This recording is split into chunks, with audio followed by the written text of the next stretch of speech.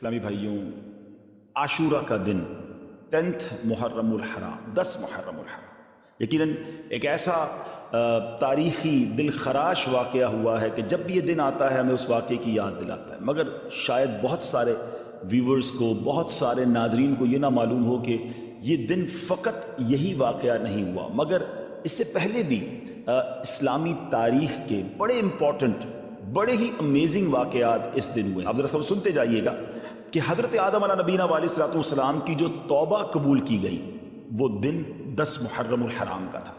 حضرت آدم کی جو پیدائش ہوئی، دا برتھ ڈے آف سیدنا آدم علیہ الصلوۃ والسلام، وہ بھی 10 محرم۔ اسی دن انہیں جنت میں بھی داخل کیا گیا۔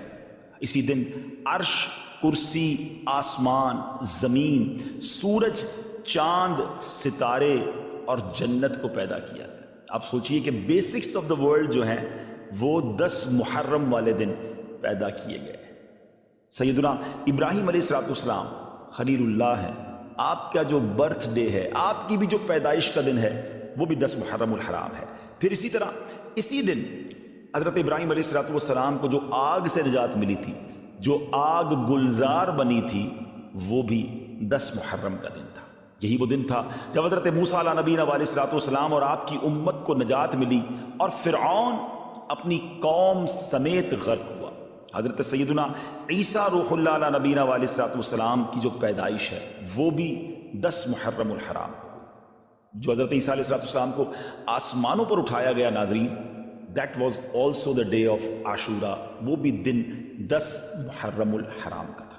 حضرت نوح علیہ السلام کے زمانے کے طوفان کو کون نہیں جانتا، مگر اس طوفان سے جو فارغ ہونے کے بعد ان کی کشتی کوہ جودی پر ٹھہری تھی، وہ دن بھی 10 محرم الحرام کا تھا۔ حضرت سلیمان علیہ السلام کی بادشاہت پوری دنیا میں مشہور ہے، مگر جو یہ بادشاہت، یہ ملک عظیم آپ کو جو عطا کیا گیا، وہ دن بھی 10 محرم الحرام تھا۔ حضرت یونس علیہ السلام کا واقعہ، جو مچھلی کے پیٹ میں آپ گئے، کتنا مشکل وقت آپ نے گزارا، مگر جو مچھلی کے پیٹ سے نکلنے والا دن تھا، یعنی اس مصیبت سے نجات کا جو دن تھا، وہ دن بھی 10 محرم الحرام ہی کا تھا۔ حضرت یعقوب علیہ السلام کی بینائی کا جو ذوف دور ہوا، پرانی واقعہ ہے کہ آپ کی بینائی میں جو کمزوری تھی وہ جو دور ہوئی، وہ دن بھی 10 محرم الحرام کا تھا۔ حضرت یوسف علیہ السلام کی ہسٹری جنہوں نے پڑھی ہے انہیں معلوم ہے کہ آپ کو گہرے کنویں میں ڈال دیا گیا تھا، مگر اس گہرے کنویں سے جو نکالا گیا وہ دن بھی 10 محرم الحرام کا تھا۔ حضرت ایوب علیہ السلام کے صبر کو، آپ کی تکلیف کو، آپ کی بیماری کو آپ جانتے ہوں گے، آپ نے پڑھا ہوگا کہ ان کے ساتھ کتنی پرابلمز تھیں، مگر اس تکلیف کو جو دور کیا گیا وہ دن بھی 10 محرم الحرام تھا۔ ناظرین، بارش دنیا میں جو سب سے پہلی نازل ہوئی وہ دن بھی 10 محرم الحرام کا تھا۔ یہ بھی یاد رہے کہ اس 10 محرم الحرام کا روزہ پچھلی امتوں میں مشہور تھا، اور یہاں تک کہا گیا کہ اس دن کا روزہ ماہ رمضان کے روزوں سے پہلے فرض تھا، پھر اسے منسوخ کر دیا گیا۔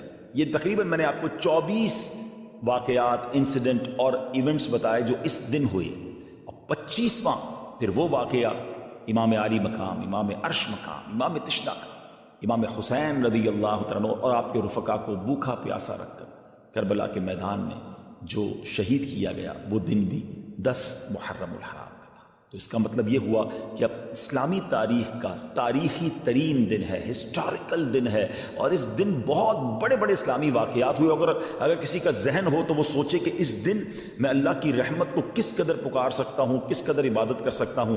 جو رب حضرت یوسف کو گہرے کنویں سے نکال سکتا ہے، جو حضرت یونس کو مچھلی کے پیٹ سے نکال سکتا ہے، جو حضرت ایوب کی بیماری کو دور کر سکتا ہے، جو حضرت موسیٰ کے لیے عاشورہ کے دن فرعون سے نجات کے لیے دریائے نیل میں راستے نکال سکتا ہے، وہ رب کریم میری مشکلوں کو بھی دور فرما سکتا ہے، وہ رب کریم میرے لیے بھی رحمت کے دروازے کھول سکتا ہے۔ تو یہ دن ہم نے عبادت میں، رب کو پکارنے میں، اس کی بارگاہ میں التجا کرنے میں گزارنا ہے، اور اس کی بارگاہ میں اسی طرح التجائیں کرنی ہیں، تو انشاءاللہ ضرور کرم ہوگا۔ اب آئیے چلتے ہیں ناظرین، حضرت عیسیٰ علیہ السلام کو آسمانوں کی طرف اٹھایا گیا، وہ بھی یہ دن تھا، اور حضرت موسیٰ علیہ السلام کو جو فرعونیوں سے نجات ملی، وہ بھی آج کا دن تھا۔ اب ناظرین ہم چلتے ہیں یہ واقعہ، اس سے پہلے میں چاہوں گا کہ جن کے ساتھ یہ واقعہ پیش آیا ان کا مقام کیا تھا، ان کا مرتبہ کیا تھا، ان کا سٹیٹس کیا تھا۔ کوئی آرڈنری، کوئی نارمل پرسنالٹی نہیں ہے۔ یقیناً صحابہ اکرام سبھی ہمارے سروں کے تاج ہیں، مگر امام حسین آپ تو نبی پاک کی گویا جگر کا ٹکڑا ہے. اور پیارے آقا علیہ الصلوۃ والسلام کی ایسی ایسی احادیث ہیں کہ ہم سنیں تو ایمان تازہ ہو جاتا ہے اور اہل بیت کی محبت دل میں اور بڑھ جاتی ہے. سید الشہداء سیدنا امام حسین رضی اللہ عنہ کی ولادت جو ہے وہ 5 شعبان سن 4 ہجری کو مدینہ منورہ میں ہوئی. آپ علیہ الصلوۃ والسلام نے آپ کا نام حسین اور شبیر رکھا. آپ کی کنیت ابو عبداللہ اور لقب سبط رسول اللہ، یعنی سبط کہتے ہیں درخت کو، اور جس کی بہت ساری شاخیں ہوں. پھر اللہ پاک نے حضرت امام حسین کی نسل کو کتنی برکت دی، اور پوری جو یوں کہی کہ سید صاحبان جو ہے دنیا بھر میں وہ حسنی اور حسینی سید بنے. تو یہ ایسا درخت ہے جس کی شاخیں اللہ پاک نے کیسی عطا فرمائی، اور دنیا بھر میں اللہ نے نبی پاک کی گویا نسل مبارک کو ان سے آگے بڑھایا. پھر ریحانۃ الرسول، پیارے آقا علیہ السلام نے ان کو جنتی نوجوانوں کا سردار قرار دیا، یعنی دونوں کو، حضرت امام حسن امام حسین کو جنتی نوجوانوں کا سردار. پیارے آقا علیہ السلام ایک اور حدیث پاک میں ارشاد فرمایا، ان ابن عباس من احبہما فقط احبنی ومن ابغضہما فقط ابغضنی. جس نے ان دونوں یعنی امام حسن اور امام حسین رضی اللہ عنہما سے محبت کی، پیارے آقا فرماتے اس نے مجھ سے محبت کی، اور جس نے ان سے عداوت کی، ان سے دشمنی کی، وہ ایسا جیسا اس نے مجھ سے دشمنی. ناظرین ذرا غور کیجئے، میرے آقا علیہ الصلوۃ والسلام ان کو اپنے پھول کہا کرتے، اور روایتوں میں آتا ہے باقاعدہ پھولوں کی طرح انہیں اسمیل بھی کیا کرتے، انہیں سونگھا بھی کرتے، انہیں چوما بھی کرتے. یہ وہ شخصیات ہیں جنہوں نے نبی پاک کے مبارک کاندھوں پہ سواری کی، اس لیے ان کو راکب دوش مصطفیٰ کہا جاتا ہے، یعنی جنہوں نے نبی پاک کے کاندھے پر سواری کی. پیارے آقا سجدے میں جاتے تو یہ شہزادے نبی پاک کی مبارک کاندھے پر آ جاتے، نبی پاک سجدہ طویل فرما دیتے، نبی پاک انہیں چوما کرتے. ایک اور میں خوبصورت بات بتاؤں، امام حسین، اندازہ ہو کہ وہ شخصیت کیسی ہیں کہ امام حسین رضی اللہ عنہ وہ ہیں کہ دیکھیں ہمارے یہاں کوئی بچہ پیدا ہو، ہم سب سے پہلے کیا کرتے ہیں، کسی بزرگ کو ڈھونڈتے ہیں، کسی عالم دین کو ڈھونڈتے ہیں کہ کان میں ذرا اذان بھی دے دیں اور کوئی گٹی دے دیں. تہنیک کہلاتی ہے وہ، کہ وہ کوئی چیز میٹھی چٹا دیں یا کھجور چبا کے چٹا دیں، شہد چٹا دیں، تاکہ ابتدا اچھی ہو، سٹارٹ اچھی ہو. اچھی بات ہے، کرنا چاہیے، سنت بھی ہے. پیارے آقا علیہ السلام کی بارگاہ میں صحابہ لے کر آتے تھے. مگر آپ کو پتہ ہے کہ امام حسین رضی اللہ عنہ کی اسٹارٹ کیسے ہوئی کہ جب آپ پیدا ہوئے نا تو نبی پاک علیہ السلام نے اپنی مبارک زبان امام حسین کے منہ میں دے دی. ٹرائی ٹو انڈرسٹینڈ، ناظرین ذرا سمجھیے کہ یعنی ان کی جو ابتدا ہے وہ نبی پاک کا لعاب دہن ہے.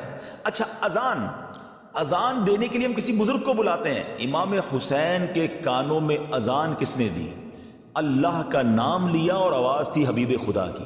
یعنی پیارے آقا علیہ السلام نے امام حسین رضی اللہ عنہ کی کان میں اذان دی. محبت کا لیول دیکھیے کہ ایک بار نبی پاک علیہ السلام کے مبارک صاحبزادے حضرت ابراہیم رضی اللہ عنہ نبی پاک کی گود میں ہیں، اور گود میں دوسرے حصے پر امام حسین بیٹھے. جبریل امین آتے ہیں، عرض کرتے ہیں حضور دونوں میں سے ایک کو سلیکٹ کر لیں.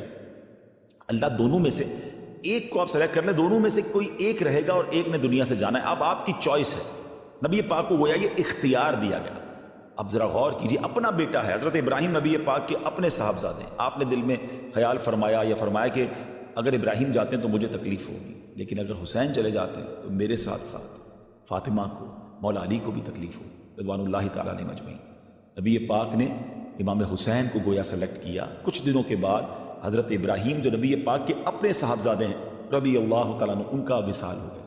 اور پیارے آقا علیہ السلام امام حسین کو دیکھ کر کہا کرتے تھے یہ میرا وہ بیٹا ہے کہ جس کے لیے میں نے اپنا بیٹا قربان کیا ہے. اللہ اکبر. ذرا سوچیے، میرے آقا کی ایسی والہانہ محبت ہو تو پھر ہم کیوں نہ اس گھرانے سے محبت کریں، ہم کیوں نہ اپنا سب کچھ امام حسین اور ان کی آل پر قربان کر دیں. یہ کیسا گھرانہ ہے. اعلیٰ حضرت امام اہل سنت سے پوچھئے نا، آپ کہتے ہیں کیا بات رضا اس چمنستان کرم کی. فرماتے ایسا کرم کا چمنستان ہے، ایسا کرم کا باغ ہے.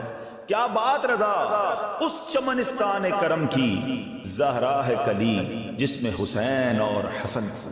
کیا بات رضا اس چمنستان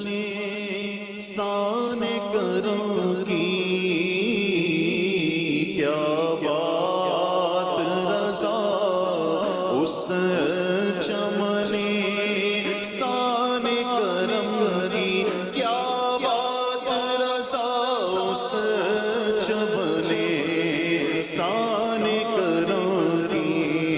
کرم کی. سہرا ہے کلی جس میں حسین اور حسن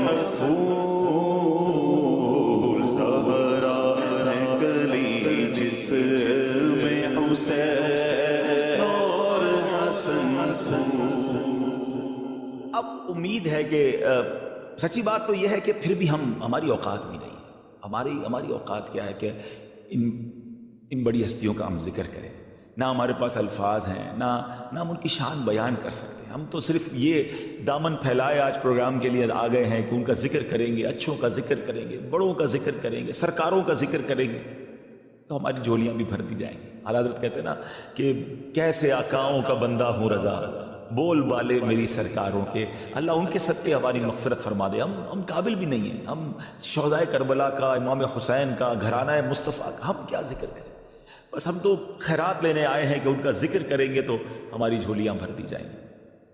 تو اب امام حسین رضی اللہ تعالیٰ عنہ کے بچپن، ابھی جب آپ کی ولادت ہوئی ہے نا، تو حضرت ام الفضل فرماتی ہیں کہ ایک روز میں نبی پاک علیہ الصلوۃ والسلام کی خدمت میں حاضر ہوں.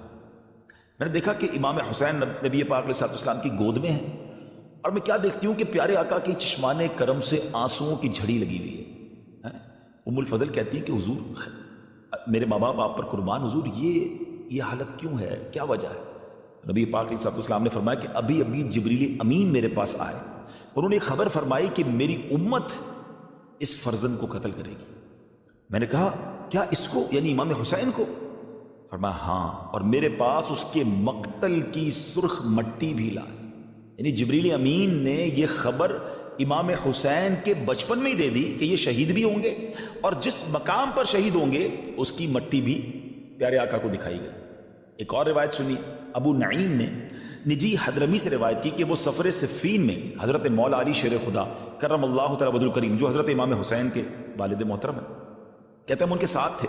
جب نینوا کے قریب پہنچے جہاں حضرت یونس علیہ الصلوۃ والسلام کا مزار اقدس ہے، تو مولا علی کرم اللہ تعالی وجہہ الکریم نے ندا کی کہ اے ابو عبداللہ، فرات کے کنارے ٹھہرو. میں نے عرض کی کس لیے؟ فرمایا نبی کریم علیہ الصلوۃ والسلام نے فرمایا کہ جبریل امین نے مجھے خبر دی ہے کہ امام حسین رضی اللہ تعالیٰ عنہ فرات کے کنارے شہید کیے جائیں گے، اور مجھے وہاں کی ایک مشت مٹی بھی دکھائی. اسی طرح مولا علی کے ہمراہ ایک اور بزرگ کہتے ہیں کہ ہم ساتھ تھے، تو امام حسین رضی اللہ تعالیٰ کی جہاں آج قبر منور ہے اس کے مقام پر پہنچے. مولا علی نے پہلے ہی بیان کر دیا کہ یہاں ان کے اونٹ بندھیں گے، یہاں شہداء کے اونٹ بندھیں گے، یہاں ان کے کجابے رکھے جائیں گے، یہاں ان کے خون بہیں گے، اور جوانان آل محمد صلی اللہ علیہ وسلم اس میدان میں شہید ہوں گے، آسمان و زمین ان پر روئیں گے. میرے پیارے اسلام بھائیو، یہاں چلے میں پہلے تو ذرا یہ بتاؤں کہ فرات نہر ہے بڑی زبردست، آج بھی جو کربلا جاتے ہیں ان کو پتہ ہے، مگر فرات کا کنارہ تھا، مگر ان ظالموں نے پانی نہ پینے دیا، اور پیاسا ہی ان کو دنیا سے جانا پڑا. وہ مولانا حسن رضا خان صاحب کا شعر ہے نا کہ آپ فرماتے ہیں کہ اے فرات تو خاک میں مل جا، تجھے اہل بیت کے نوجوانوں کی سوکھی زبانیں نظر نہ آئیں. خشک ہو جا، خاک ہو گئے، خاک میں مل جا پورا، خشک ہو جا،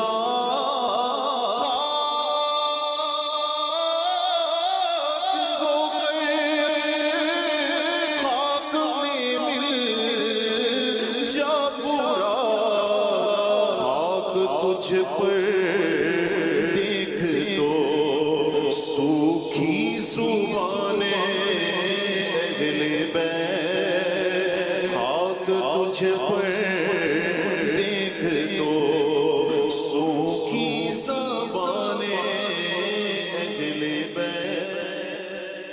اب ناظرین، یہاں جو بات بڑی اہم سمجھنے والی ہے، دیکھیں نبی پاک علیہ الصلوۃ والسلام کو بچپن سے معلوم تھا کہ امام حسین شہید ہوں گے، مولا علی کو معلوم ہے، بی بی فاطمہ کو معلوم ہے رضوان اللہ تعالیٰ علیہ مجمعین، اور صحابہ کرام کی بڑی جماعت کو، یعنی مدینہ منورہ بھی مشہور ہو چکا تھا کہ نواسہ رسول شہید کیے جائیں گے. اب بڑا ریلیونٹ کوسچن ہے، بڑا اہم سوال ہے کہ جناب نبی پاک علیہ الصلوۃ والسلام تو وہ ہیں جو اشارہ کریں تو چاند دو ٹکڑے ہو جاتا ہے، آپ دعا فرمائیں تو ڈوبا سورج پلٹ آتا ہے. بڑے بڑے مسائل، بڑے بڑے پرابلم لے کر صحابہ آتے اور نبی پاک ہاتھ اٹھاتے، ان کے مسائل حل ہو جاتے. ٹوٹی پنڈلی لے کر آتے، پیارے آقا جوڑ دیتے. نکلی آنکھ لے کر آتے، نبی پاک لگاتے، وہ آنکھ روشن ہو جاتی. وہ آقا علیہ الصلوۃ والسلام جن کے پاس اتنا اختیار اور محبت کا عالم یہ کہ نبی پاک فرمائے حسین مجھ سے اور میں حسین سے ہوں. تو جب پتہ چل گیا کہ ان کو شہید کیا جائے گا تو ایک بار کبھی نبی پاک نے اللہ کی بارگاہ میں دعا کی؟ یا اللہ میرا نواسا ہے، میں اس سے بڑی محبت کرتا ہوں، اے اللہ وہ مصیبت کربلا کے میدان کی اس سے ٹال دے، رب کریم یہ جو امتحان ہونا ہے میرے حسین پر وہ امتحان نہ آئے۔ اچھا چلے نبی پاک نے دعا نہیں کی، مولا علی کے تو جگر کا ٹکڑا تھے نا، مولا علی نبی پاک کے پاس آ جاتے۔ اچھا ماں تو ماں ہوتی ہے نا، خاتون جنت رضی اللہ تعالی عنہا ہی کبھی نبی پاک کی بارگاہ میں آتی کہ حضور ایک طرف تو آپ حسین سے اتنا پیار کرتے ہیں، حضور میرا بیٹا ہے، آپ دعا کر دیں اللہ کی بارگاہ میں اللہ یہ امتحان ٹال دے۔ آپ سوچئے یہ کیا بات تھی، ایوری بڈی نوز اٹ، سب کو معلوم ہے، مگر کوئی دعا نہیں کر رہا اس امتحان کے ٹلنے کی، کوئی التجا نہیں کر رہا۔ اس کا مطلب پتہ ہے کیا ہوا ناظرین، کہ سب لوگ اس امتحان کے لیے تیار تھے، وہ امام حسین کی پرورش کر رہے ہیں کہ ہمارا بیٹا بڑا ہو کر اس امتحان سے گزرے، اللہ کی رضا کے لیے اپنا سر کٹائے، شہادت کا مرتبہ حاصل کرے۔ یہ کیسا جذبہ تھا، یہ کیسی ٹریننگ تھی، یہ کیسی رب کی رضا پر راضی رہنا تھا۔ وہ شاعر کہتے ہیں نا، زباں پر شکوے رنج و علم لایا نہیں کرتے، زباں پر شکوے رنج و علم لایا نہیں کرتے، نبی کے نام لیوا غم سے گھبرایا نہیں کرتے۔ آپ سوچئے کہ یہ یعنی اب ہم سب کے لیے میسج کیا ہے۔ میں نے جیسے پروگرام کے شروع میں کہا تھا کہ ہم واقعہ کربلا انشاءاللہ پوری کوشش کریں گے کہ سٹیپ بائی سٹیپ بیان کریں، مگر اپنے لیے بھی تو میسج لینا کہ بچپن سے پتہ ہے کہ بیٹا شہید ہوگا، سب راضی ہیں، ہم پر چھوٹا سا امتحان آ جائے، ہم پر چھوٹی سی کوئی پرابلم آ جائے، واویلا، شکوے، شکایات، کمپلین، پتہ نہیں میرے ساتھ کیوں ہو رہا ہے، میرا کیا قصور ہے، مجھ پر یہ آفت کیوں آئی ہے، میں تو یہ بھی کرتا ہوں، میں تو وہ بھی کرتا ہوں۔ اپنے گناہ یاد نہیں آتے، ایسے موقع پر اپنی نیکیاں یاد آتی ہیں جو پہلے ہی ہماری نیکیاں ناقص ہیں۔ ہم کیوں بھول جاتے ہیں امام حسین کے امتحان کو، کیوں بھول جاتے ہیں حضرت ایوب کے امتحان کو، کیوں بھول جاتے ہیں حضرت موسیٰ کے امتحان کو، حضرت ابراہیم کو تو آگ میں ڈالا گیا، اللہ کے نبی ہیں، یہ تمام واقعات بتا رہے ہیں کہ زباں